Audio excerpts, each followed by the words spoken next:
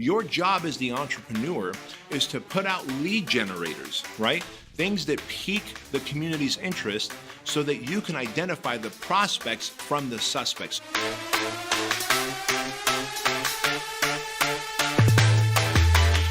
Like many entrepreneurs, I opened up my gym and no one came. And I was struggling because I'd leased out my equipment. I had signed a lease for the 2,500 square foot storefront that I was leasing, and I didn't have enough clients to even break even. In fact, each month I was losing money. Thank goodness that I was able to borrow money from my mentor, Jim Franco, and that kept me afloat for a while.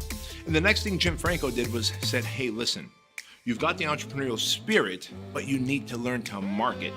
See, in my time, of course, there was no social media, right? Today we use social media to cast a big net over the prospects that we want, and we turn those prospects into people who are really excited about working with us, and then we hopefully convert them into clients and customers. It doesn't matter if you're a dentist, a chiropractor, an accountant, an architect, a personal trainer, a chef, and you want more people in your restaurant. The idea is to turn leads into prospects and prospects into paying clients. But how do we do that, right? And that's the biggest challenge that most entrepreneurs face.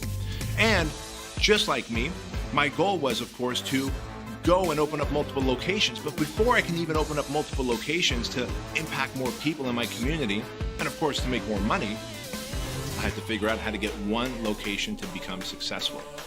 And so I started off with lead boxes. And so this is what I want to talk to you about is you need to understand that marketing is a lesson that not only starts when your business is new and fresh, marketing is something that continues when you get clients. Think about this.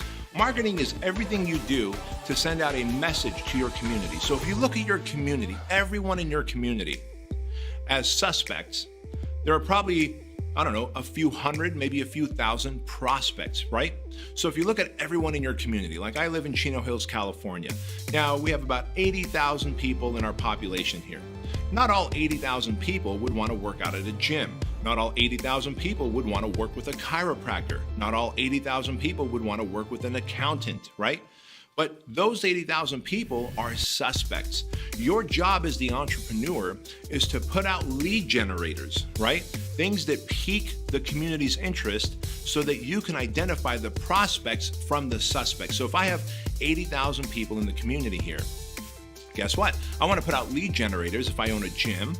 If I own a gym and I want to make sure that I only want people who want to lose fat and build muscle and work out, well, I'm going to probably offer something like a free report or a free video that they can watch to flatten their abs, or the number one thing they could eat to burn more fat, or the number one thing they can avoid to lose fat, right? Or I might even make a low barrier offer. So think about this. You have two ways of generating leads. You can put out a free offer in exchange for contact information, and that's thing number one, or you can put out a low barrier offer. A low barrier offer is something that you charge for in exchange for some value that you give in advance, right? So again, for a gym owner, a personal trainer, I might say, look, you can come and do 21 days for $67. It's a discounted program. And if you like those 21 days, then my job is to convert you into a full-time client over the next 12, 24, 36 months, right? But remember this, that marketing does not stop once the person becomes a client.